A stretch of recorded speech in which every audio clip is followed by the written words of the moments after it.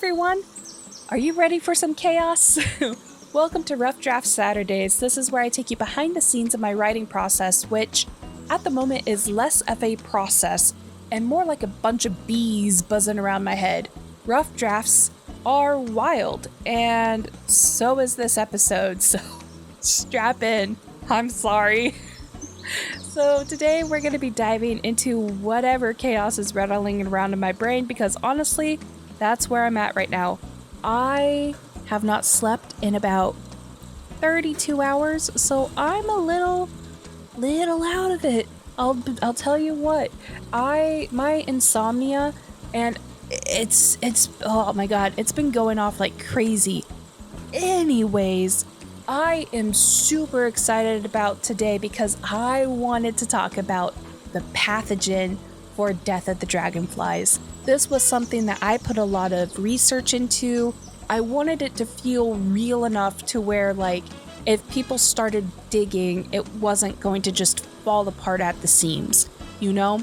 So the way the pathogen works is it acts like a virus. It's not magic. It is grounded in science, or, my very rudimentary understanding of this science. When the outbreak started, the pathogen attacked the body like a virus would, searching for specific proteins, because with viruses, there are certain proteins that go and attack the virus when it enters in your body. So my thought process was, if you didn't have that protein, it would completely take over your body within the first week or two, transforming you into what I call an original. These are the first wave of hybrids, and they're terrifying. They're bigger, stronger, smarter. Basically, they're the apex predators of this apocalyptic nightmare. But it gets worse. For the people who did have the protein and managed to survive the initial outbreak, it's not over, because once the virus mixed with human DNA, it changed. The originals started spreading a mutated version of the pathogen, and this time through their venom. So I wanted it to kind of be like this. It's either going to be in their mandibles or jabby poker thing that comes out of, like, I don't know, the wrist or something, where that's how it spreads. And this bite or sting doesn't automatically turn you, which I think adds layers of uncertainty and paranoia to the story, because the venom isn't always released when they bite. It's like a venomous snake, where if they bite you, there's a chance that they didn't release their venom. I want it to kind of be like that. But if they do release their venom, game over. You're done, tapped out, go home. Don't collect $200, don't pass go. Once you're infected, your body starts to transform. But it transforms based off of how good your immune system is. So some people can last days before they start transforming. Other people start transforming right away. It depends on your immune system. And here's the kicker. You take on the characteristics of the bug that originally affected the hybrid that bit you. So now you've got this horrifying array of human bug hybrids running around, each one unique and equally disgusting. It's like body horror to the max, and I love it. It's so fun coming up with, like, which bugs would look the creepiest mixed with humans, and how do you add on this, like, where it's got kind of like this mix of things are also decaying on the body, because, like, the human part of this hybrid would die off, but the bug part would stay alive. So you've got, like, all of this human flesh just rotting on you, and it's creepy and gross and disgusting, and I love it. And then I wanted them to also take on some characteristics of, like, certain bugs and things like that. So at the beginning, all of the hybrids, the originals included, hate the light. So both the originals and the second generation hybrids hate the light. They're nocturnal by nature, hiding away during the day and only coming out at night. And I loved this idea that they're also terrified of birds. And I thought that was just funny, just because, like, they're these giant bug hybrids, but they're scared of a teeny tiny little sparrow, you know? And that's just because that's like embedded in their DNA, because their DNA was affected by a bug, and bugs don't like birds because birds eat bugs. So that's kind of like the train wreck that's happening there. Anyways, I want things to start to evolve though. So we're 3 years into the apocalypse, and hybrids are starting to change. They're starting to come out during the day more. The birds aren't scaring them as much. It's like they're adapting, which I think is fascinating and terrifying. The idea that this virus is still evolving after all this time and still figuring out how to make its host more efficient, it just gives me chills. And then there are the originals. I want these guys to be on a whole another level compared to the second generation hybrids. These guys are going to be bigger, they're stronger, they're smarter, and as of right now, I've got them as more ruthless than the second generation hybrids. They're not just like mindless killing machines, they're calculating, and that makes them much more dangerous. But I've been toying with how far I want to push their intelligence, because if I push it too far, and I don't want it to be too much. Like, should they have basic communication? Not talking, absolutely not. Like, I don't want words, but like code signals or sounds that they use to hunt. Or should they stay more primal, relying on like instinct and brute strength? Part of me loves the idea of them being just smart enough to make you question if they're thinking.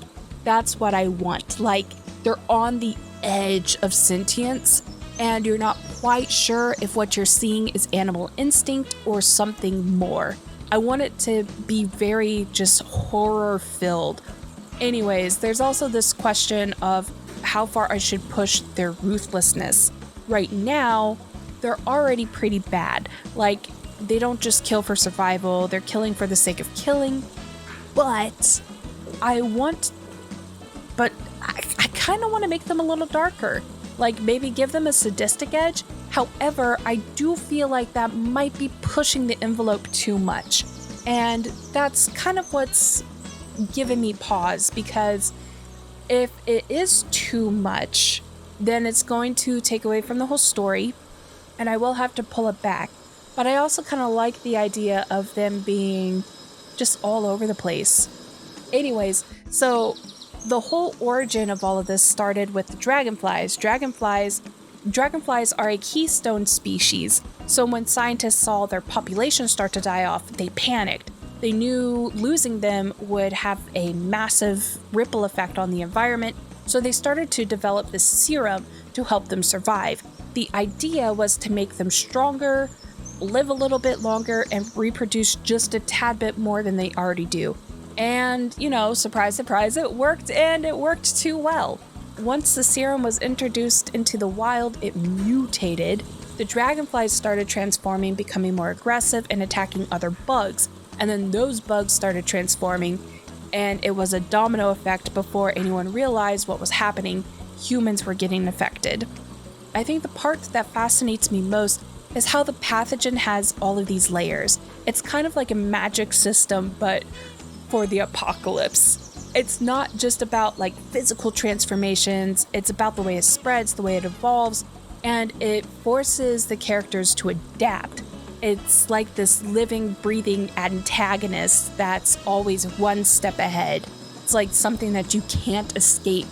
And it creates so many moral dilemmas too, like if someone gets bitten and they haven't started to turn yet, do you risk keeping them alive? Because they could turn, you just don't know when. And sometimes those transformations are super quick, where it's like 1 minute they're fine and the next minute they're attacking you. And even if they haven't fully transformed yet, if that poison is in their bite, then you're done for. So do you kill them to protect the group? What happens if someone in your group starts showing signs of affection? Do you wait until it reaches the point to where they're going to start attacking others? Or do you mercy kill them? It's this constant tension of like not knowing who you trust, even within your own circle. And I love that. I love that so much. I love this like back and forth, like what happened? Let me see. Did you get bit? We need to check. I love that. I love that so much. Anyways, that's where I'm at with the pathogen. I feel like it's there, like it's solid, but I feel like I have this tendency of doing all or nothing. And I feel like I am pushing that edge of being too much, because if it is too much, it will completely overwhelm the story. I'm not sure. What do you think? Should I lean into the evolution and make the hybrids even more dangerous, or should I keep it a little more simple? And how smart do you think the original should be? Let me know. I could definitely use some feedback on this one. Anyways, that is it for this week's Rough Draft Saturdays. If you've got thoughts, ideas, or even a favorite bug you want to turn into a hybrid nightmare, because why not, drop it in the comments. And if you're enjoying this chaotic ride through my brain, don't forget to like, share, and subscribe. Until next time, keep writing, keep dreaming, and don't stress about the mess. See you next Monday for some quick tips.